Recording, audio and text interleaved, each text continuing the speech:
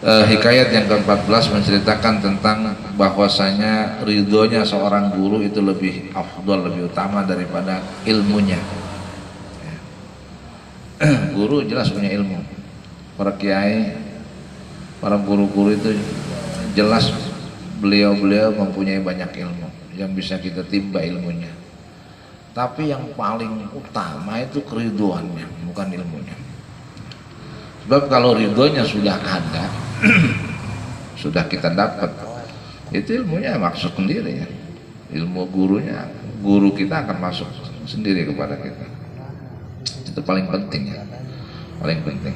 Nah ini perlu kita perhatikan ya, terutama nanti kita ngaji atau kita memondokkan anak kita. Itu berarti ya, karena banyak orang mondokin anak atau bahkan kita sendiri ngaji kan nggak begitu ya. Itu salah besar ya, salah besar itu. Ya, jadi hal-hal semacam ini ulama nulis karena pernah ada kejadiannya, dan ini harus jadi perhatian buat kita nih yang mengaji, masih mengaji ya, seumur hidup kita ngaji, apalagi kita punya anak, kita pesantrenkan. Sebab ada juga orang tua, wali santri, orang tua itu bisa menghilangkan kemanfaatan ilmunya anak juga ada. Bahkan bukan hanya menghilangkan manfaat, bahkan pintu ilmunya saja bisa ditutup. Itu gara-gara orang tua. Itu bahaya. Makanya sekarang tuh udah rentan sama yang begitu. Dijarahin kadang-kadang. Ya, makanya keberkahan itu hilang sekali. Dan ini ada satu hikayat yang ke-14 menjelaskan tentang bahwasanya ridho seorang guru itu lebih utama daripada ilmunya, ilmu seorang guru. Ceritanya karena Syekh Abdul Qadir Al-Jilani radhiyallahu anhu fitolabi qarinan libni Saqa wa bni Abi Asrun, adalah tuan guru Syekh Abdul Qadir Al-Jilani ketika mondok itu berteman dengan Ibnu Saqa dan Ibnu Abi Asrun. Ibnu Abi Asrun dia ada keterangannya, beliau lahir tua banget ini zaman tahun 492 sampai 585 Hijriah. Ibnu Asrun itu nama aslinya huwa Abdullah bin Muhammad bin Hibatullah bin Ali bin Al-Mutahhir bin Abi Asrun. Abu Sa'din Syarifuddin At-Tamimi Al-Ma'ruf bin Abi Asrun. Jadi julukannya Abu Sa'ad Syarifuddin At-Tamimi yang dikenal dengan nama Ibnu Abi Asrun. Nah, jadi gini, Syekh Abdul Qadir Al-Jilani ketika nyantri dulu bertemannya dengan Ibnu Saqa dan Ibnu Abi Asrun.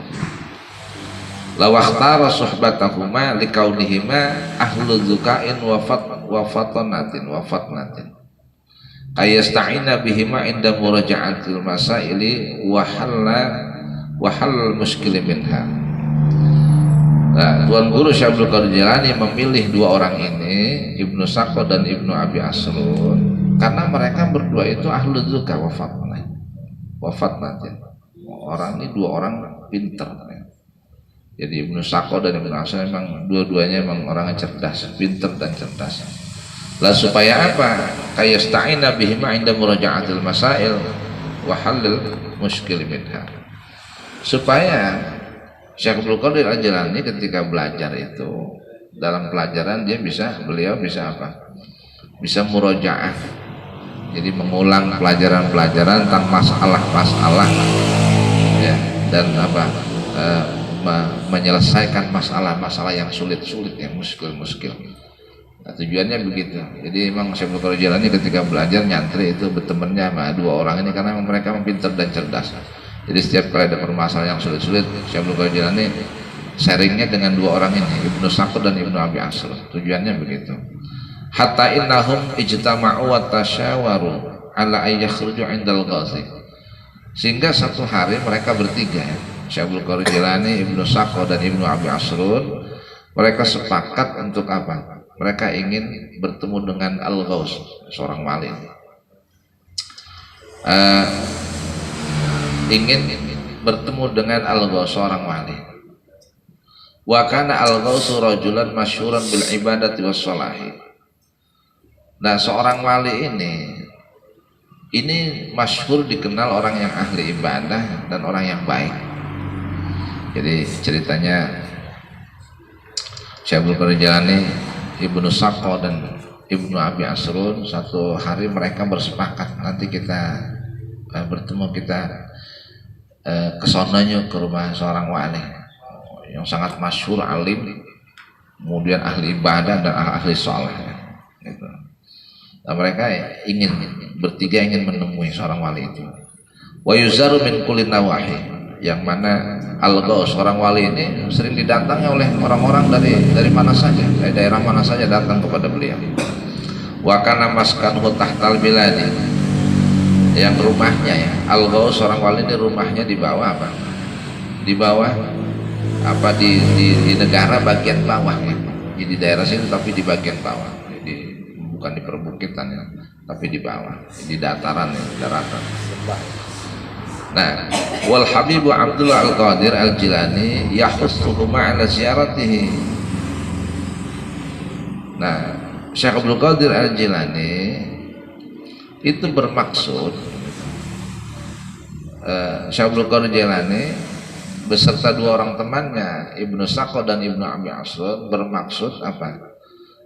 Menziarahi, silaturahim ke rumah seorang wali itu. Lama azamu alal khuruji, ketika mereka sudah mantap ingin berangkat ke rumah seorang wali itu, qala Ibnu Saqo, nah dia pada punya ini ya nih, punya keinginan bertiga nih. Pertama Ibnu Saqo ngomong begini, nanti saya kalau ke rumah al-wali al-masyhur itu, wali yang masyhur itu, nanti kalau saya nyampe ke sana, kita nyampe saya akan akhruju indal ghausi bimas alatin awisotin.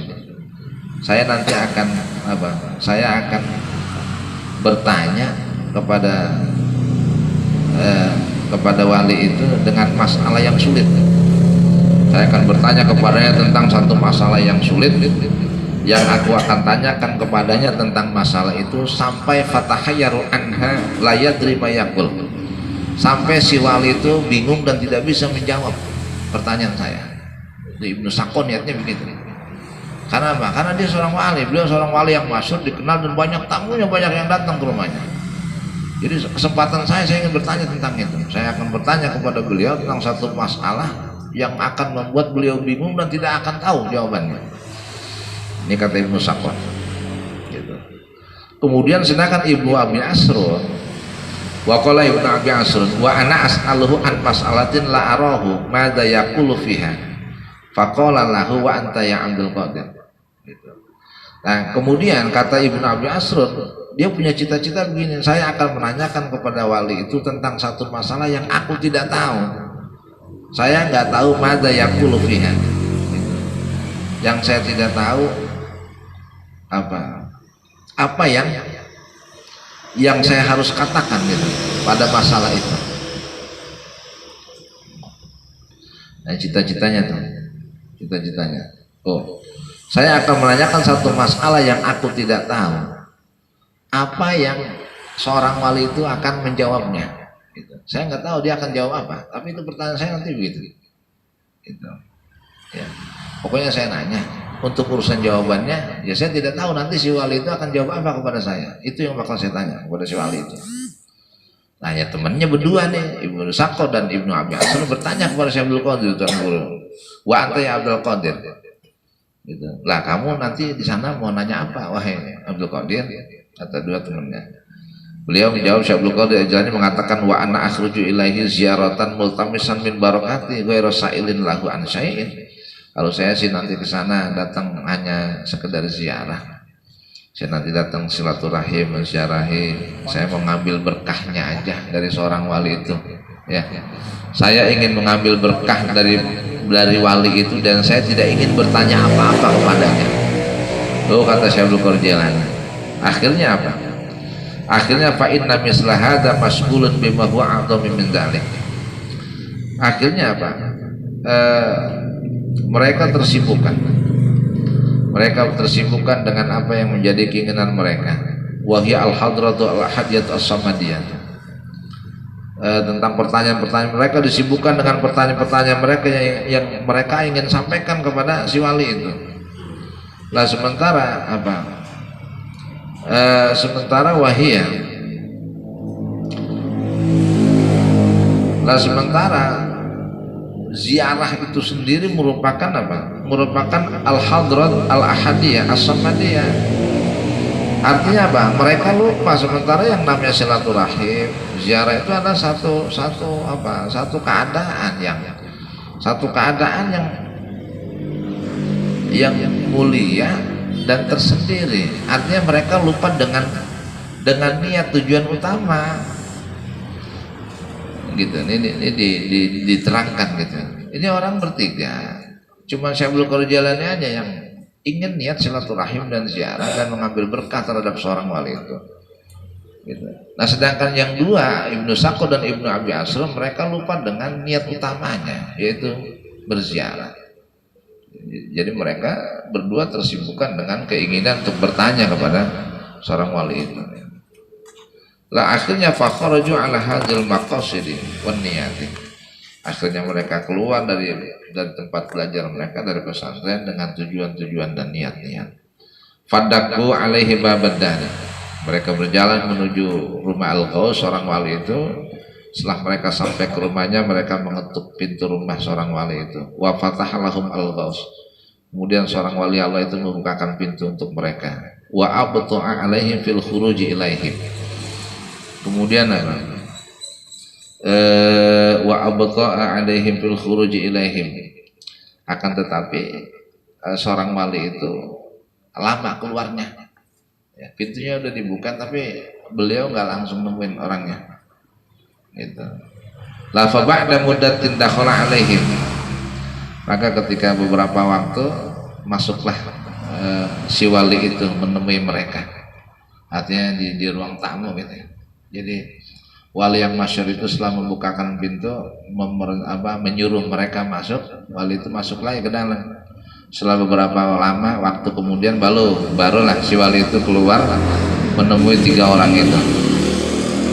Nah begitu keluar al-wali asy-syahir al-abid as-shalah yang ahli ibadah yang masyhur itu marah, keluar marah wa huwa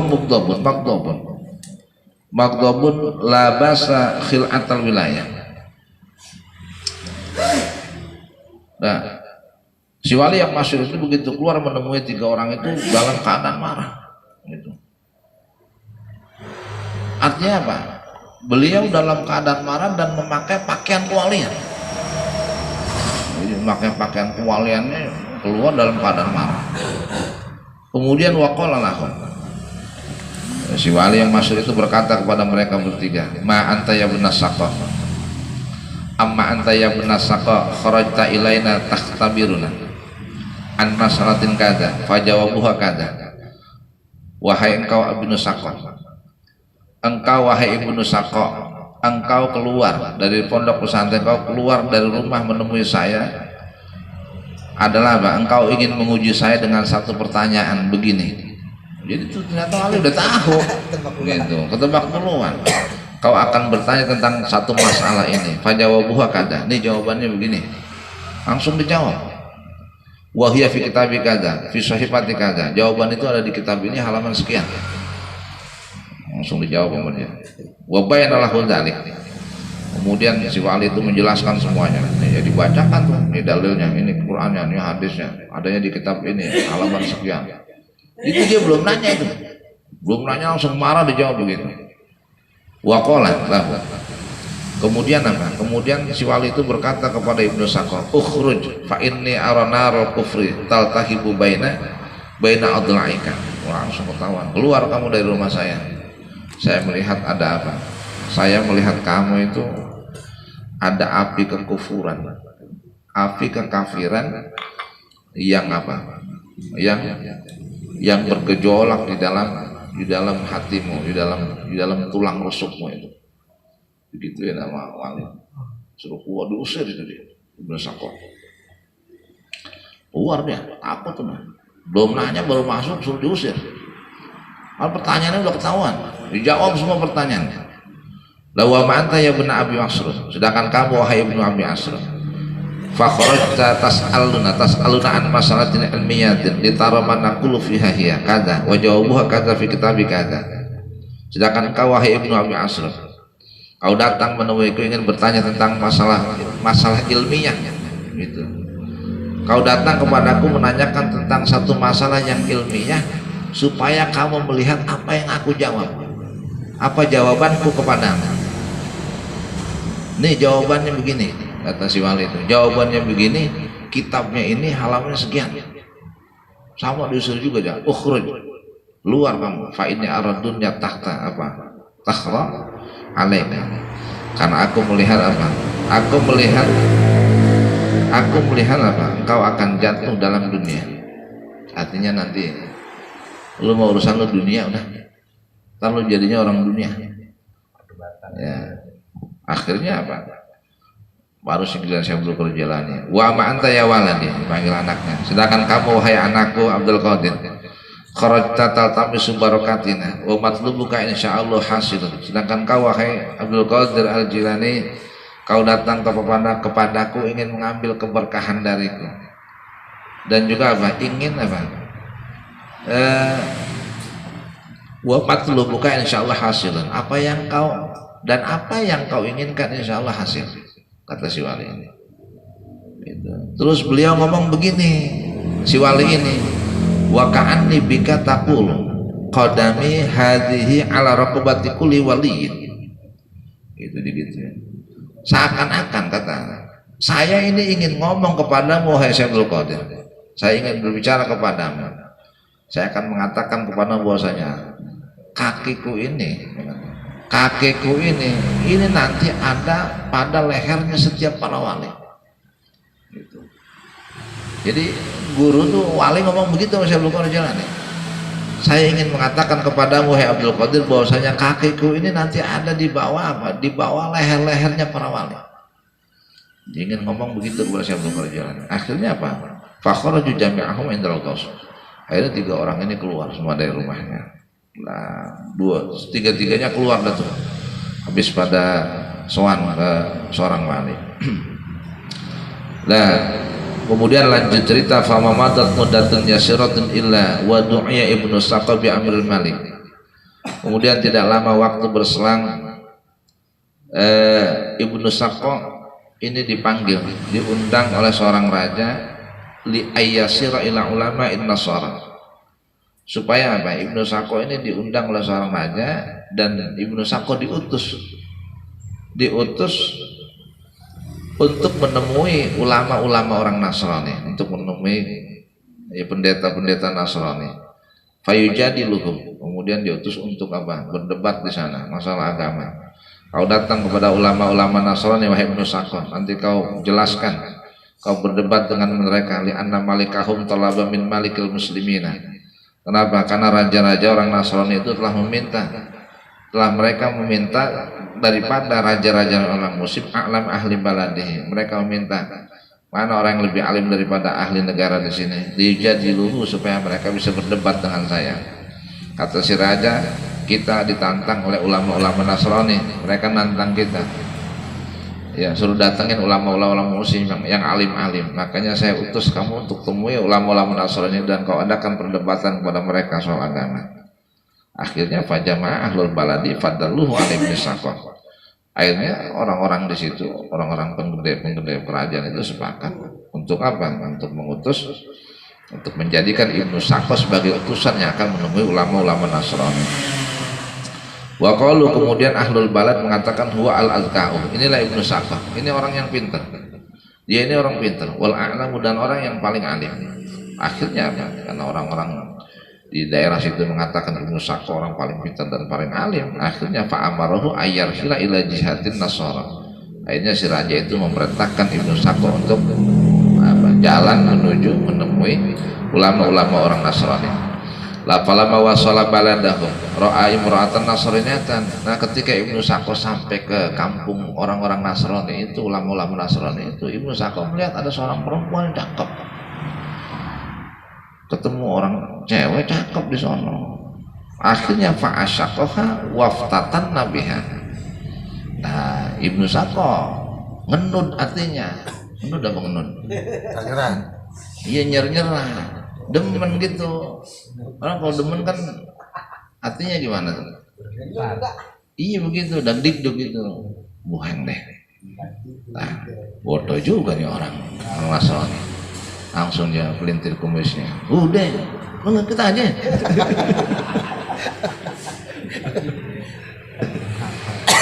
Akhirnya apa? Fakhotobaha bin abiha.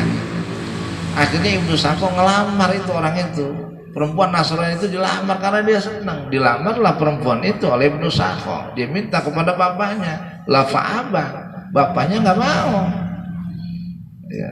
Bapaknya nggak mau. Illa ayyadkhula fi dinihim, kecuali Ibnu Sako masuk pada agama mereka. Saya nggak bisa. Walaupun kamu orang yang alim, orang pintar katanya di daerahmu, tapi ketika kau suka dengan anak saya nggak mau. Kecuali kau masuk ke agama saya, kau boleh kawin dengan anak perempuan saya. Kira-kira begitu. Kayaknya ngomongan bisa buat itu. Akhirnya kepada kholadinahum wa tanassara. Akhirnya Ibnu Sako masuk ke agama mereka, jadi Nasrani. Itu gara-gara Ramadan. Bener tuh Ali ngomong. Aku tuh lihat api kekufuran di dalam agama, tulang rusuk. Nah, api kekafiran itu. Ya, wali dilawan. Nas'alullah as-salamata wal afiyata min dzalik.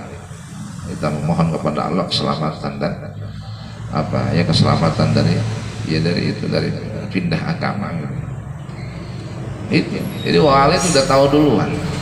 Makanya apa? Karena wali itu udah tahu, akhirnya bener ya, akhirnya apa? Kawin dengan orang Nasrani dan akhirnya masuk Kristen, masuk Nasrani itu Ibnu Sako. Gitu. Nah kemudian sementara wa amma Ibnu Abi Asrun fawallahul maliku amrul awqati wa sadaqati fa anta dunya min kulli janibin. Nah sementara Ibnu Abi Asrun, maka dia dikuasakan oleh seorang raja untuk mengurusi harta-harta wakaf dan harta-harta sedekah. Itu. Fa'atat ad-dunya min kulli janibin, akhirnya dunia datang kepadanya dari segala arah. Yang ngurusin harta, banyak kombeannya. Biasa harta wakaf atau sedekah, dia diperintahkan oleh raja suruh ngatur itu. Akhirnya apa? Dunia datang dari segala arah kepadanya. Wa arfa anna hadza min da'watil ghaus, dan dia tahu ini merupakan doanya si wali itu. Gitu. Oh, rupanya seorang wali itu ngomong sama saya begitu. Saya melihat apa? Saya melihat dunia ada padamu. Diiyain lagi sama dia. Gitu. Maka fala haula wala quwata illa billahil aliyil azim. Ya, tidak ada yang kekuatan daya dan kekuatan kecuali atas pertolongan Allah. Ya akhirnya begitu dunia. Dapat di dunia kaya. Di rumah, di tanah, bangun rumah. Akhirnya tuh ya nggak, di mobil Pajero. Si mobil Pajero artinya banyak. Gerobak cilok tendang. Gerobak cilok tendang lah. Buang orang begini. Udah muak lihat gerobak cilok.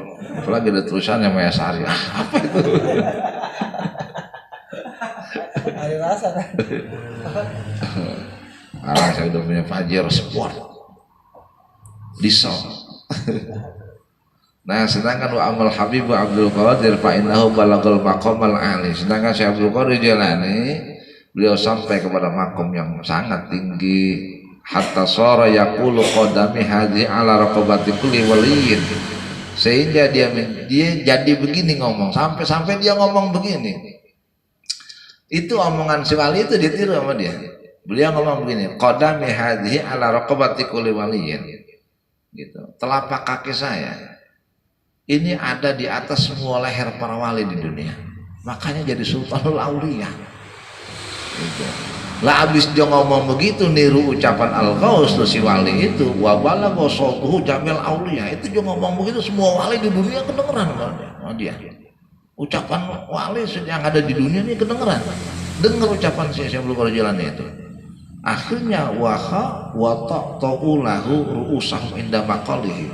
Akhirnya semua wali yang ada di dunia itu, saya belum kalau jalan ngomong begitu, nunduk semuanya yang ada di dunia, semua wali itu. dengan ucapan itu tuh. Itu. Wa'ad anu anhu. Kemudian itu coba tahu ucapan begitu doang. Ditaruhlah di Irak, saya buka jalan itu ngucap di sono yang ditulisnya di Indonesia. Tunduk semuanya.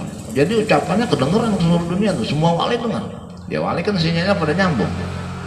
Karena ucapan si wali itu gitu. Jadi kata si wali yang Al-Ghaus itu kan pertama, Ka'ani, sepertinya saya ingin berkata kepadamu bahwa kaki saya ini, telapak kaki saya ada di semua leher para wali. Ya itu begitu selesai dari situ beliau ngomong si Bakarjani, ngomongan gurunya, ngomongan si wali itu dia pakai gitu. Dia bilang apa? Qadami hadhihi ala raqabati kulli waliyin.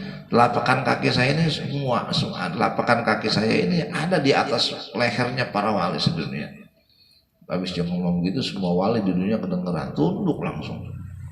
Gitu. Makanya jadi Sultanul Aulia, rajanya para wali si Bakarjani itu. Luar biasa. Gara-gara apa?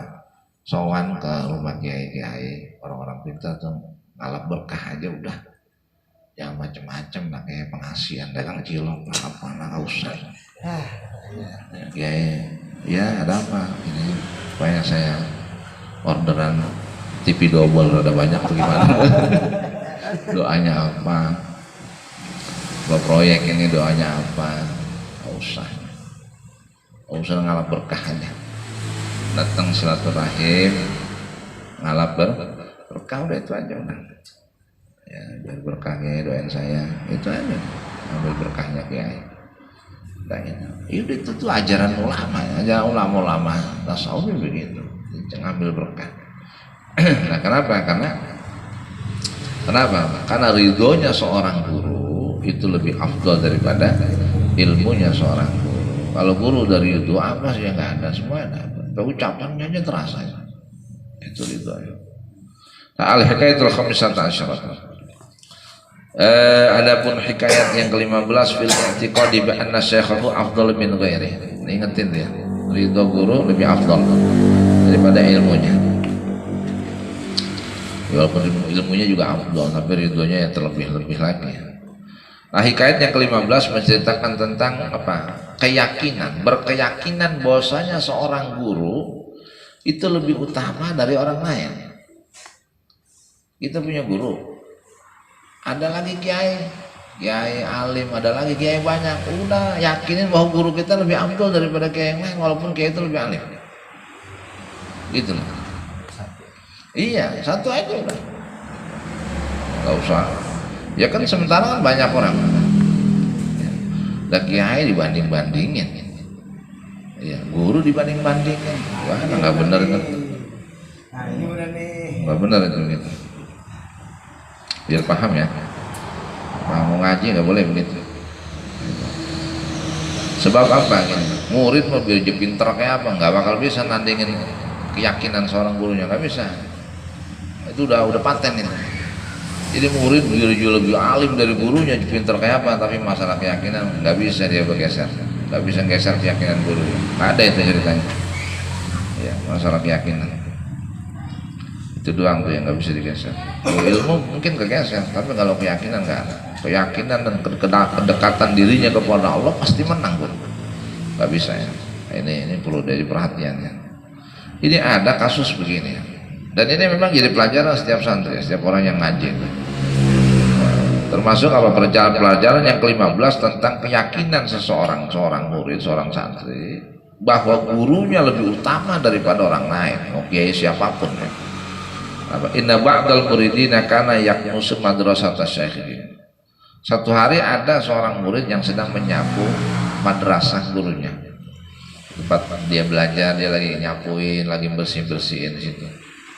La fa asyrafa alaihi sayyidul khadir min qawatin kanat fil madrasati. Lah pada waktu si santri itu, seorang murid itu sedang menyapu madrasah gurunya, tiba-tiba apa? Ini Nabi Khidir keluar. Nabi Khidir itu keluar dari bolongan-bolongan tembok. Ya wali. Orang-orang dari pintu cuma dari lubang angin yang keluar seret gitu ya. Itu nemuin si murid itu tuh yang lagi nyapu. Nemuin. Nah, Iya kayak Gasper. Ya wali bagaimana? Susah dong ngomongnya. Itu jangan ngomongin. Ya Nabi Khidir susah ngomongnya udah. Mau tidur aja di air. Orang-orang dingin aja emang udah. Ya. Naik perahu aja bolongin. Si Nabi Musa kalau lu bolongin ngelem kita. Bareng-bareng mati ya. Lu mah jarang-jarang main di laut, lu mau tidur di atas laut. Makanya lu takutin, lu mah kagak. Cara lu masuk akal, cara lu mah kagak. Lu mah kelihatan, gua mah kagak kelihatan. Gitu kalau orang hakikat kan susah. Lah pada waktu Syekhul Qadir, pada waktu siapa si Nabi Khidir ini datang melalui celah-celah dinding tembok madrasah itu si murid, si santri itu tahu fa'arafahu al-muridu. Si santri itu tahu ada orang keluar dari celah-celah tembok, bolongan tembok. Dan dia juga tahu kalau itu Nabi Khidir. Gitu. Tapi apa? Falam yaltafit ilaihi, dia kagak tengok, dia kagak lihat, biarin aja. Oh, sapono. Bahasa sekarang mah jangankan kamu, wahai orang Islam. Saya aja yang Ultraman kalau puasa juga lemas. Ultraman lagi senderan aja. Ya jangankan lu orang biasa, gua nih Ultraman. Gua juga kalau Ramadan lemas kalau siang. Itu saya belum kalau jalannya apa sih? Nabi Khidir nggak ditengok sama sekali. Falam yaltafit ilaihi, si santri itu nggak nengok, nggak ngelihat dia.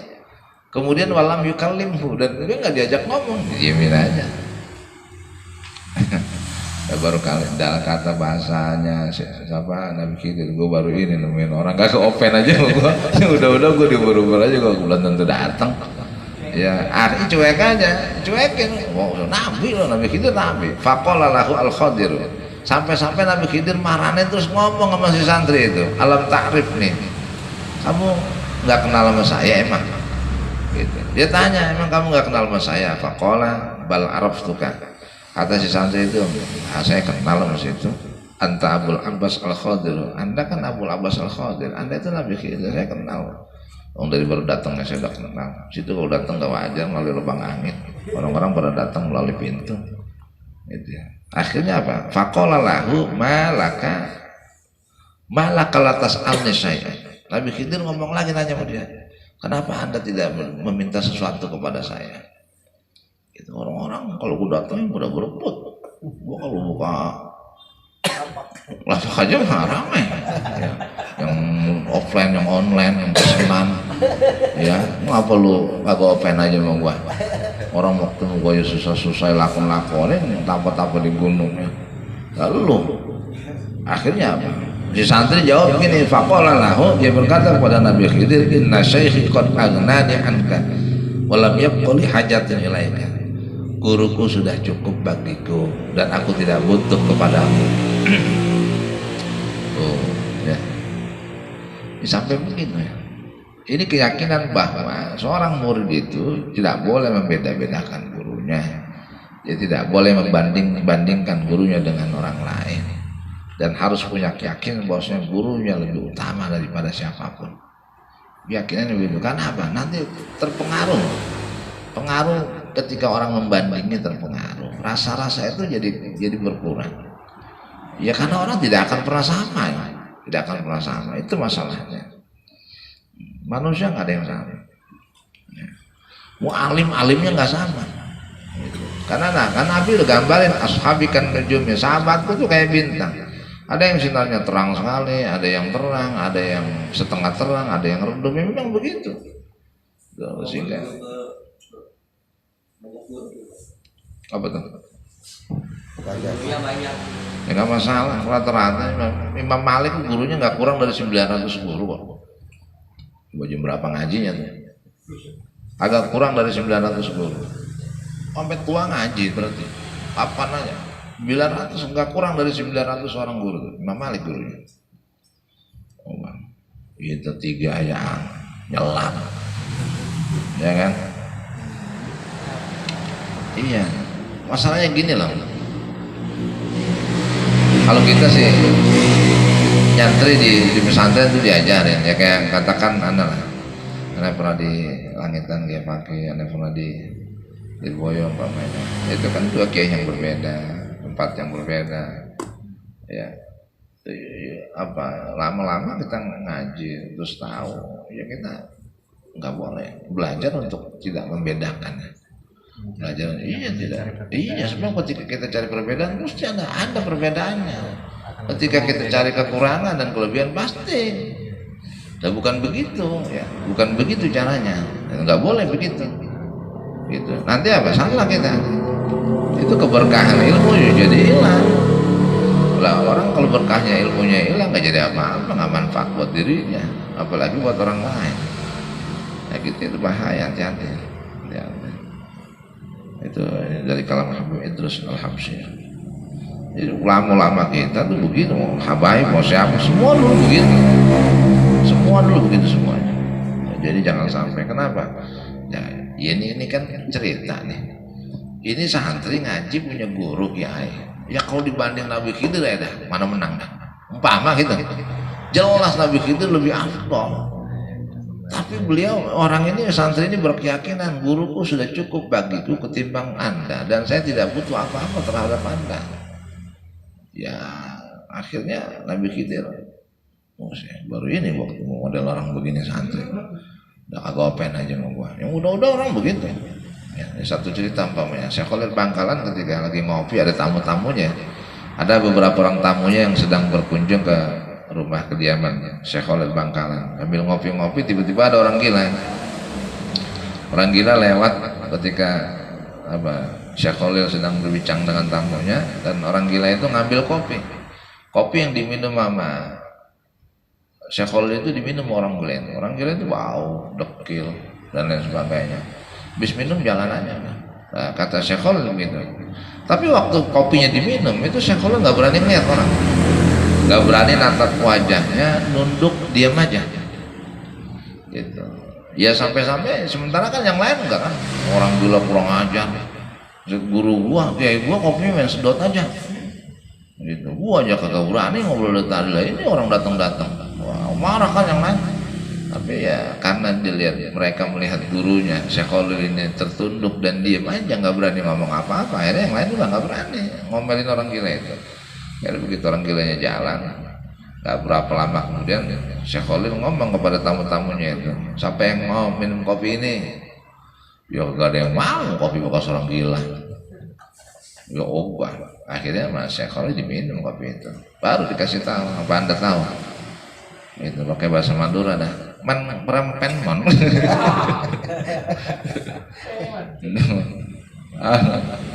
Sampean nggak tahu ya, apa sampean kenal tadi orang tadi ya,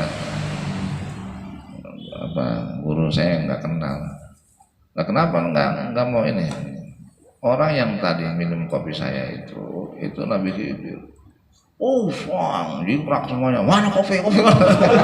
Tinggal ampasnya doang. Tuh berebut karena setelah dikasih tahu orang gila itu Nabi Khidir. Itu kejadiannya begitu gitu. Akhirnya Allah berebut kopi tinggal ampasnya doang. Banding-bandingan itu. Jarang ketemu begitu. Apalagi ini diperlihatkan gitu. Nah, ini kan luar biasa. Artinya apa? Kehadiran orang itu memang sangat ditunggu gitu.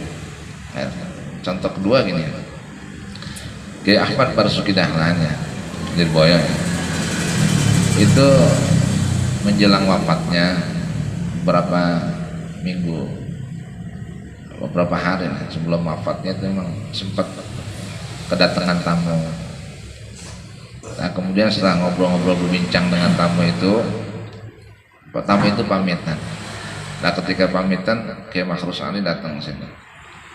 Kan mertuanya Kiai Marus Ali, Kiai Ahmad Marzuki Dahlan. Setelah ngobrol-ngobrol Kiai Ahmad Marzuki Dahlan ngomong begini, umpamanya mantunya, terus iya Pak, kamu nggak tahu dari siapa itu orang? Emang siapa? Itu Nabi Khidir. Wah, mana orangnya?